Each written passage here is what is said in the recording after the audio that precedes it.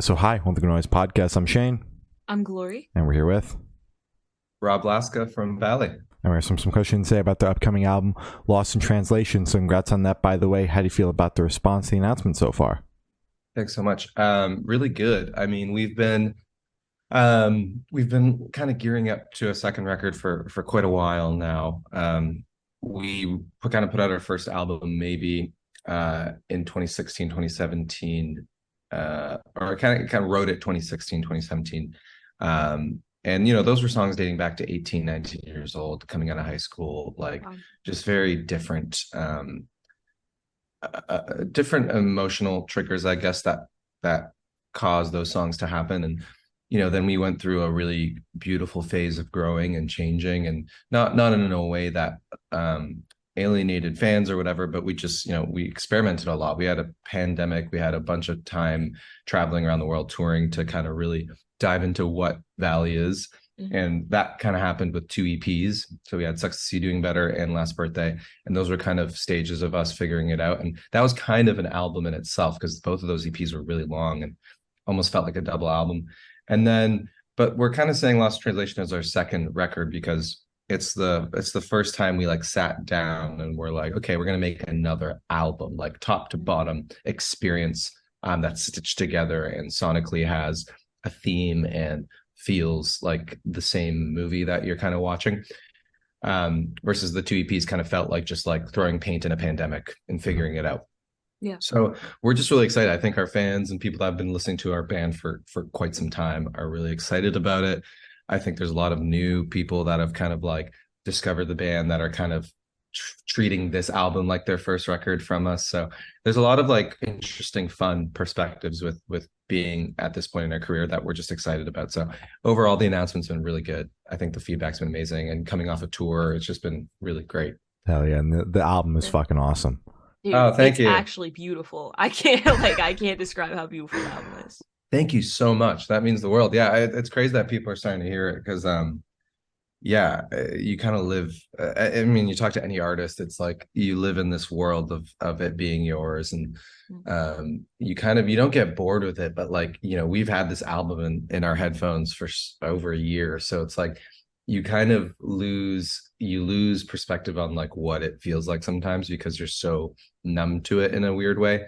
So hearing people listen to it like you guys and stuff is really nice, because it kind of reminds me like, oh, I forgot we made an album. Like we worked on that for like a year and a half. So it just feels really good. So thank you. Hell yeah. Of course. So is there any meaning behind the album title or cover art? Yeah. So the title came from, so I wrote a song. It was one of like the last songs I wrote. It's actually the oldest song that we have from this like era. But basically before I moved out of my parents' house, I wrote this song called Lost in Translation. And basically the song happened over the course of a few months. We kind of started an idea about it in Nashville when we were watching this show called Sex Education. And there's this two characters called Otis and Maeve. And we originally wrote the song called Otis and Maeve about Otis and Maeve in that show. Yeah. And then that turned into the chorus of Lost in Translation. And then I went home to my parents' house and just like rewrote the song a little bit from the perspective of myself growing older and kind of reflecting on our past and like all our music. So that song kind of opens up the record because it references a bunch of old lyrics from our whole catalog. It's kind of a check-in with our fans from Maybe. So it's really cool. I think there's a lot of like little nuggets and like Easter eggs that fans are going to catch on. But in terms of the title, I mean, we kind of decided on the title when we were in band therapy, because I think when you've been a band from, we've known each other since 15, 16 years old, and now we're 26, 27 years old. It's like, it's scary to imagine anything different, a life that's different than the life we have. And we're so super glued to each other in the most beautiful way. But with that comes a lot of trial, a lot of tribulation. There comes a lot of, growing up, and like, there are things that changed about all of us in really healthy ways, and things that changed about us that maybe needed a little bit of fixing. So this album is about us kind of checking in together after, feeling a little lost with ourselves and being a band and kind of not knowing where to go next and not knowing what to do, and kind of questioning. This album has a lot of questioning, and I think that comes from us questioning each other a lot. It's a few years of us going like, what did it feel like to make music together again, and like having it feel so pure and beautiful like we did in our parents' basement when we were kids. Like, how do we get back to that kind of soul of making music together? And so that's kind of like where the title came from, and us just kind of like finding ourselves a little bit in like the least hippie way, I guess I could say. But yeah, and then in terms of the album artwork, visually, we always want to go with something that will age decently well and be timeless. And one thing that we've studied with like Becca, who we work with on a lot of our creative and photo and video and stuff, is there's a common thread when we do like kind of research around an album campaign. We'll usually go and find like old cover artwork that we love from, growing up that our parents showed us. And the one theme that we've realized is like, it's always kind of just like the artist on the cover. We always try to be like visually more trendy than we are. We're really fascinated with design and graphics and what you could do these days with Blender and all these amazing things. But we always, for some reason, the music always guides us to like artwork and visuals being revolved around us, because that's kind of the most unique thing about us, identity wise. You can jump on like a graphic design trend and it could like be the thing that's cool right now, whether it's Chrome or it's 80s or 90s or 2000s, and like we do dip our toes into that, but like we're the only four that is us. Like that it's the most unique thing we could do for our work. So we always try to put us on the cover, and this cover we wanted very black and white, very classic. It was very inspired by like Fleetwood Mac kind of rumors, back in the 70s, 80s, where you'd see kind of just like bands on the cover doing like a pose. Like we just wanted to make it kind of classic and in a way have it age in a way that felt like not like a graphic design thing or something, just kept it really white, black, simple. So that's kind of where the identity for the cover came from. We just wanted to be simple, just kind of us and what we are and look like right now in this moment in time. Fair Absolutely. enough. All That's right. fucking awesome. So can you tell us a little bit about your writing process for this album? Yeah, writing process was crazy. It definitely took us way longer to write this album than we anticipated, and that happens with second albums. I've talked to a bunch of people that I'm grateful to call friends now, and heroes and mentors, and they've all kind of told me like, the second album is the one that gets a little funny up in the brain. But we're really lucky that we had like 2 EPs before this album to kind of like get a bunch of like the first ideas out, and then that led to this album. And we did a good amount of everything on this album. I think there's a point where we just stayed home and we would get together, kind of 9 to 5 every week and just write with friends, write on our own, whatever it may be. And we did that for a few months, and that felt really good. And we got some good songs out of that.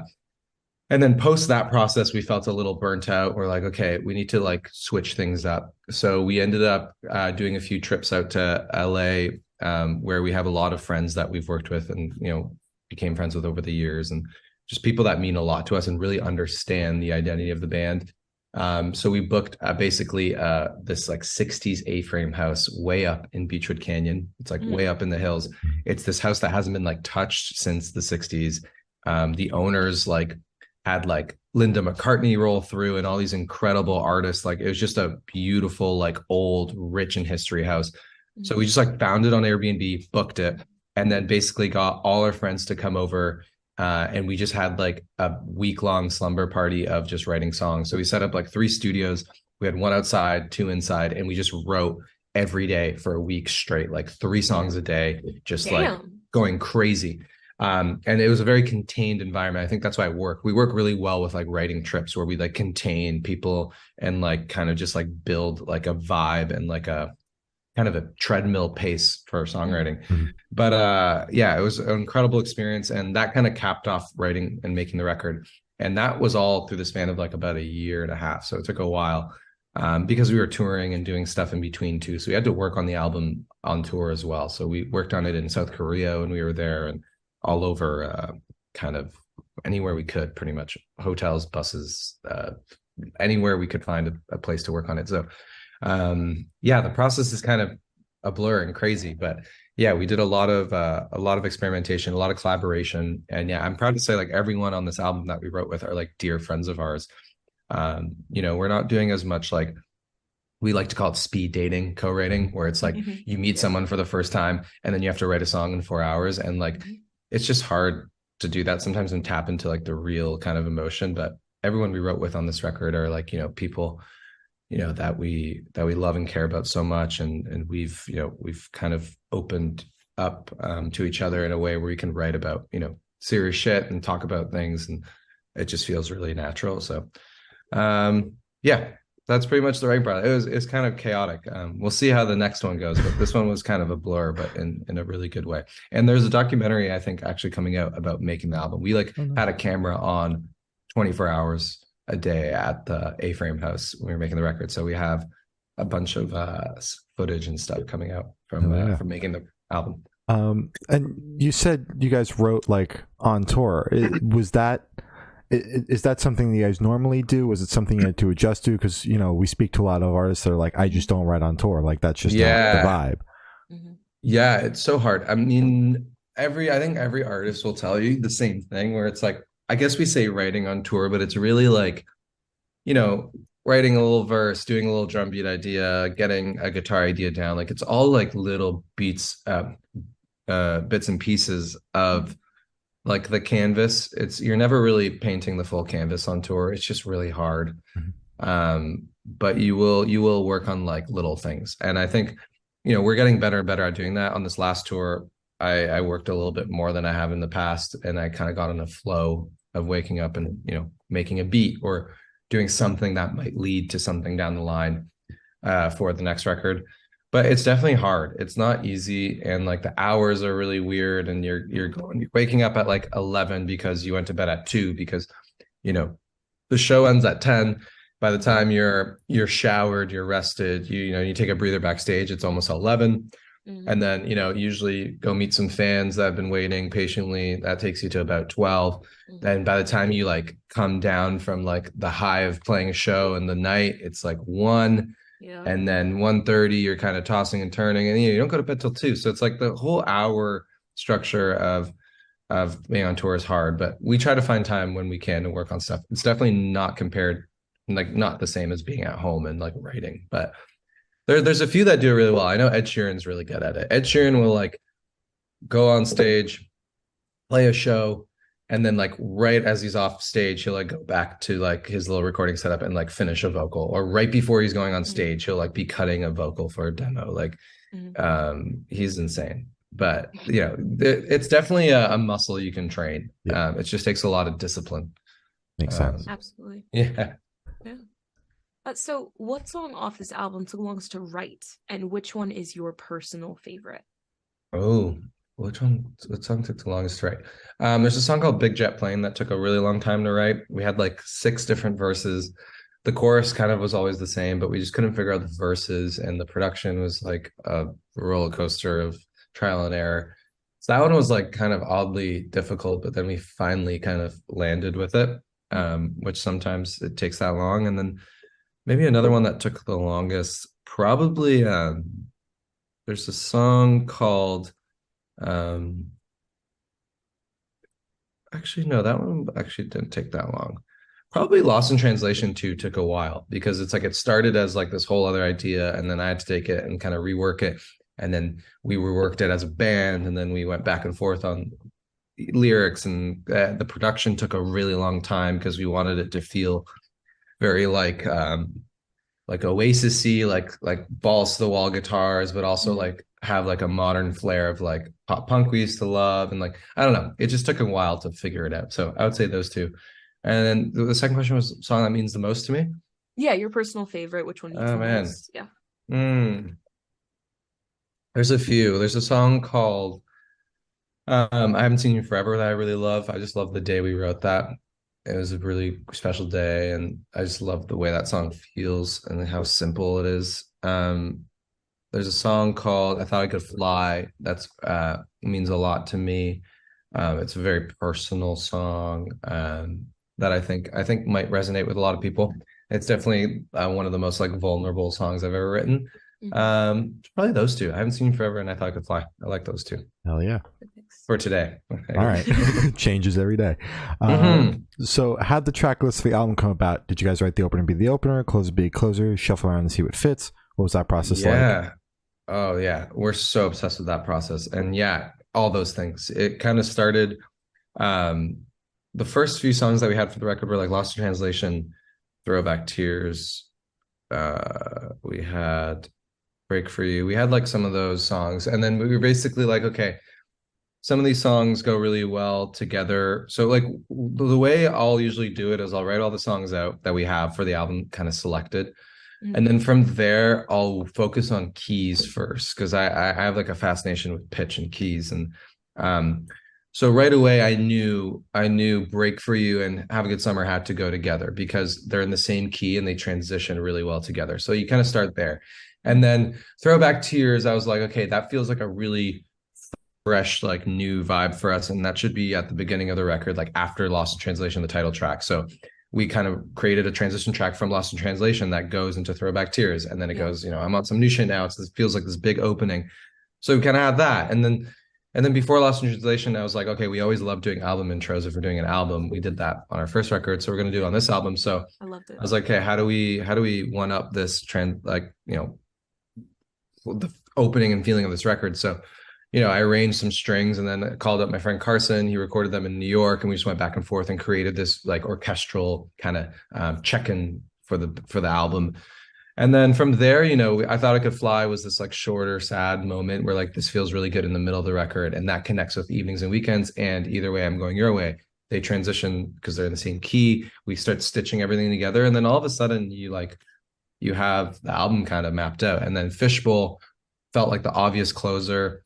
And then we added that orchestral outro because it just felt right to kind of bookend the album. And you kind of just like, it's mostly sometimes me just sitting in bed with headphones on and like really just writing out a bunch of different variations and then writing out missing feelings. So, I'll listen to the songs and be like, okay, we need something that goes before this. We need an intro here. We need an interlude here. This needs an outro. And it's kind of, you kind of build it out from there. And then we do like a few days in the studio where the songs are done, but we're like stitching together the album. So we'll do the right cuts and we'll fade things in properly, and we'll kind of build the story of the album, kind of like you would for a TV show or a movie or something. It's just like kind of storyboarding it. Oh yeah. Wow. I can really appreciate that, like in the year of 2023, you guys still like put so much care and effort into a track list, and it certainly comes through because the album flows fucking like incredibly. Thanks so much. Yeah, no, we love that stuff. That's the stuff we grew up on too. It's like I grew up on Coldplay records and a lot of ambient music and things that just like had a top to bottom experience like kind of baked in. I remember listening to Viva La Vida for the first time, like that album, and just like the way it presents itself, and like it's just such a top to bottom thing. And that dates back to my dad showing me Pink Floyd and stuff. Like it's like I just grew up being really attached to like albums that have that kind of experience versus just like clicking through track 1, 2, 3, 4, 5. You know what I mean? Absolutely. Just feels right. But, yeah, for sure. So this one should be super, super quick off the top of your head. I want you to describe this album for new listeners in 3 words, no more, no less. Oh my gosh. These 3-word questions are so tough. Let's go black and white. Black and white on a sonic level. I'm gonna go fizzy. Black and white. I like that. Fizzy. And I'm gonna go classic. For us, particularly. I'm not saying that in a pretentious way. I'm saying that I think this album is gonna age really well as our band grows. I think it feels like a moment in time that we captured in a way. But yeah, fizzy, black and white, classic. Hell yeah. That's perfect. So can you talk about any particularly challenging or standout moments from the creation of this album, positive or negative? Ooh, challenging moments. So many. I mean, to both. I think a challenge for this album for sure was just like, being afraid of that second album, like slump, like being afraid of, just feeling like, oh, have we lost the thing that makes us us? Oh. How do we buy back more of that time and that essence? And I think there was a lot of conversation of like, do we still have it? Like, can we still make an album that feels as special to our fans as maybe? And not that had that pressure on ourselves, because we're always going to do what we want to do, and hope if we love it, other people will love it. That's always been our kind of thing. Yeah. But there was a lot of pressure of like, are we going to live up to something that opened up a lot of doors for us at the beginning? And there was a little bit of fear of taking a departure from songs we wrote when we were a lot younger than we are now. And I don't know, there was just a lot of kind of that, like, I guess, impostery syndrome second album thoughts, which led into us kind of not drifting apart emotionally, but just kind of like figuring out what we all want the band to be as well, in terms of like how we want to express this album, what do we want to write about. And it's sometimes it's tough for us to kind of like recenter on like what is the point, because everyone has the same goal in mind. But so I think sometimes you get a little lost when we're talking about something like a record, because everyone wants to explore so many different things. Everyone has ideas in the band of, well, we've never done this vibe, or I really want to like go into like this, like this type of drum feel. I want to write like these form of melodies. I want to really pull from this album that I loved growing up. Like, it's just a lot of those conversations that can sometimes get heated, because you get stuck on like what you're trying to make versus what needs to be made, if that makes sense. That makes a ton of sense. So yeah, I think that there's just challenges like that. And we were in band therapy for a little while making this album. We still are, but not in like a we're fucked up kind of way. Like, we need it. It's more so of a preventative thing at this point. I always hear Chris Martin talk about respecting each other's chemistry, and I think that's like one of the most important things I ever heard growing up. And so wanting to be a band, want to start a band, is like, you got to respect each other's chemistry, because one person, like, none of us would, I think, be successful in our own right if it wasn't for the four of us together. And Chris Martin always says that, and I believe it so much with us. And I see that parallel, because we all bring so much importance and like vital roots to like the tree. It's like, it would just not work without the four of us. So it's really just building on respecting each other, knowing where we're at, and checking in is really important. So that was a challenging thing at first while making this album, but then ended up helping the album, because I think we like reconnected a little bit on like what Valley is and what we are and why the four of us make it work. It's not the three of us or the two of us, it's the four of us together that like make it work. So that was a bit of a challenge. And then like positive experiences on this album, there's so many as well. It's, we got to travel the world and make an album. We got to work with some amazing, amazing friends of ours that taught us so much about making music, and like how to kind of build on what we've learned for the future, and just learned a lot of important tools and like emotional kind of navigations through working with them. And we're just really happy we got to make like another album together. Like, at this point, we're just lucky that we get to keep doing this, and people are there to listen and care. Like, that's all that really matters now. We're at a point where this is our job, which like it's silly to say. It's like we get to do this for a living. So the positive of making this album is like, we still get to make albums and just keep doing this. We're gonna put this album out and then make another one, but then probably another one, and probably another one. Like, that's the gift that keeps on giving. So we're just really grateful that we're able to do that. And like, that's really the best outcome of any dream we've ever had growing up. So we're just fortunate. It's fucking awesome. Hell yeah. Sure. I love it. So for these last couple questions, we're actually going to shift away from music, if that's okay with you. Love. Yeah, I'm done talking about this album. So we're actually going to go straight to Death Row. Boom. Love it. Love So, it. so if you're on death row, what would your last meal be with a drink? That is the craziest response ever. Oh my gosh, I love this question. I love fun questions. If I was on death row and I had an option for a last meal, what would I have? And a drink. And a drink too. Mm-hmm. Wow. Okay. I think I would go pretty simple, I think, when it comes to the meal. I would probably do just like a steak frites. Okay. I don't usually eat a lot of meat, or I try not to, because Kara and Mickey are vegan, so we really roll vegan on the tour and stuff. But I think a steak frites would just be a really nice classic last meal. I don't know. It just feels old and bougie. A steak frites. I don't know.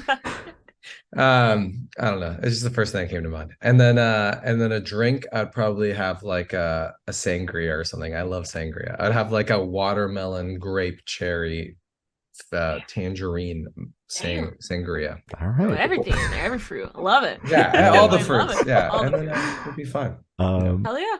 So I have the honor of asking the last question. Every single person that we've spoken to have said that it is the most important question. What's your favorite color? Favorite color? Mm-hmm. Mm-hmm. I'm a big forest green guy. Mm-hmm. I like forest green. Yeah, I think forest green is kind of the go-to a lot of the time. All right, that's a good color. Yeah. So as I said, that's all the questions we have today. Is there anything that you would like to plug? Anything I'd like to plug? I mean, our album Lost in Translation comes out in 11 days, 10 days, June 23rd. Mm-hmm.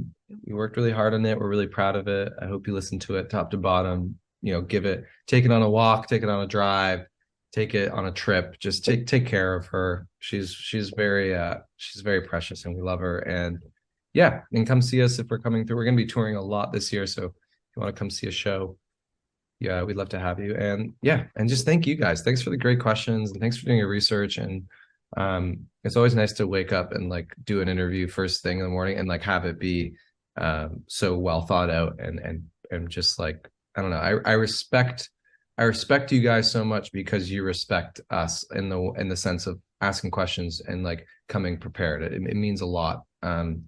So yeah, you guys are awesome. Thank you. Appreciate the kind words. Awesome. Hell yeah. All right.